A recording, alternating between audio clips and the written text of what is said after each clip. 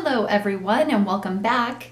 I'm going to be reading The Boxcar Children today and I want to start with my joke. So what do you give a sick lemon? Lemonade. That's one of my favorites. Okay, so first of all, I'm kind of curious how many of you have a Kindle. I'm still trying to decide if I like this or not, but I'm going to be reading the chapter called Cherry Picking. And the last chapter, they were building the dam so that they could have a place where the water would collect and they could have a pool to swim in. And it worked out really well and they were really excited about it. And then some of them got some haircuts. Remember, Jessie cut her hair off and she cut Violet's hair. And so they are doing pretty well and their food seems to be going really well. But let's find out about cherry picking, okay? Henry meditated a while all to himself early the next morning as to whether he ought to take anyone with him for the cherry picking. He certainly said he could use more than one, he mused. So just backtrack when he was last at Dr. McAllister's. Dr. McAllister said you could bring more people when you come back to pick cherries. And maybe he's going to bring his family. Failing to decide the question, he laid it before his sisters as they ate bread and milk for breakfast. I can't see any reason except one why we shouldn't all go, said Jess. What's that? Asked Henry. Well, you see there are 4 of us, and supposing Grandfather is looking for us, it will be easier to find 4 than 1. Okay, now I have to remind you, remember, they were supposed to be with their grandfather, whom they've never really met and they're afraid of, and they think their grandfather is looking for him. True, agreed Henry, but supposing we went down the hill and through the streets 2 by 2, and you took watch. It was finally agreed that Henry and Benny would attract very little attention together. Violet and Jess would follow with the dog, who would trace Henry. And so they set out, they took down the clothesline and closed the car door. Everything instantly looked as lonesome as heart could wish. Even the merry little brook looked deserted.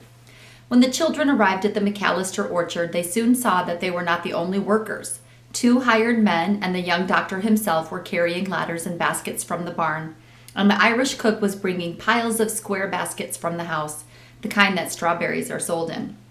The girls can pick cherries as well as I can, said Henry, introducing his sisters. Benny ought not to climb very tall trees, but we had to bring him.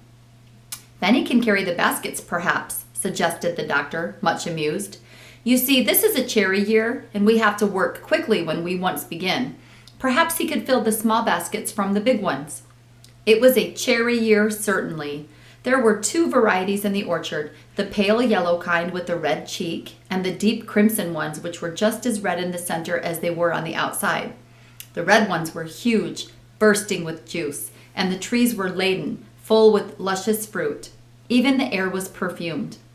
It was a pretty sight that the doctor finally turned his back upon when he went on his calls. Henry, slim, tanned, and graceful, picked rapidly from the tallest ladder in the largest tree. The 2 girls in their sensible bloomer suits could climb like cats. They leaned against the ladders easily, about halfway up, their fluffy, short hair gleaming in the sun. Benny trotted to and fro, waiting upon the busy pickers, his cheeks as red as the cherries themselves. Eat all you want, Dr. McAllister called back. They did not really obey this command, but occasionally a set of white teeth bit into one of the glorious ox hearts. In less than an hour, Benny had made 5 firm friends. The hired men joked with him, the cook petted him, the young doctor laughed at him delightedly, and sweet Mrs. McAllister fell in love with him. Finally, he seated himself comfortably at her side under the trees and filled square boxes with great care under her direction. I never had such a cheerful crowd of cherry pickers before, Mrs. McAllister said at last. I'd much rather stay out here than go into the house where it is cool. Evidently, Mary the cook felt the same way, for she kept coming to the orchard for some reason or other. When the doctor returned at lunchtime, his orchard was ringing with laughter, and good-natured barks from Watch, who could not feel easy in his mind with his mistress so high up in a tree where he couldn't follow her. Now, do you guys remember which one he favors? Watch, the dog, is always near Jessie, so that's probably who he's worried about. Dr. McAllister paused in the garage long enough to give a sniff to the boiling cherries in the kitchen and then made his way to the orchard where he received a warm welcome. "There's no use in your going home to lunch," he smilingly observed, at the same time watching Henry's face carefully. "You can eat right here in the orchard unless your mother will be worrying about you." This remark met with an astounding silence. Henry was the first to collect his wits. "No, our mother is dead," he said evenly, without embarrassment. It was the doctor who hastened to change the subject he had introduced. "I smelled something when I came in," he said to Benny. "What did it smell like?" inquired Benny. "It smelled like a cherry slump," replied the doctor with twinkling eyes. "A cherry what?" asked Jess, struggling down her ladder with the full basket. "I think that's what they call it." "Slump?" repeated Dr. McAllister. "Do you care to try it?" At this moment, Mary appeared in the orchard with an enormous tray, and at the first sight of her cookery, nobody cared the least what its name was. It was that rare combination of dumpling beaten with stoned cherries and cooked gently in the juice of the oxheart cherries in a real cherry year. It was steaming in the red juice with the least suspicion of melted butter over the whole. "Do get 2 more, Mary," begged Mrs. McAllister, laughing. "It tastes so much better under the cherry trees." This was another meal that nobody ever forgot.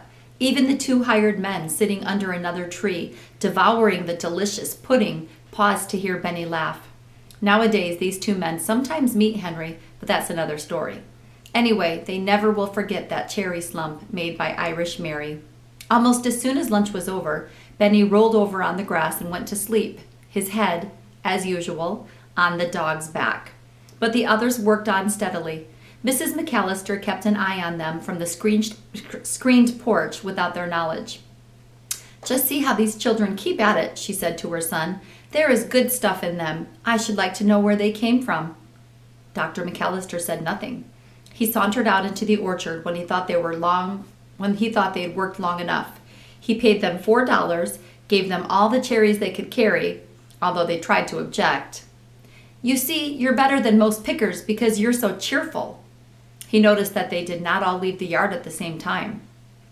When the cherry pickers returned to their little home, they examined everything carefully.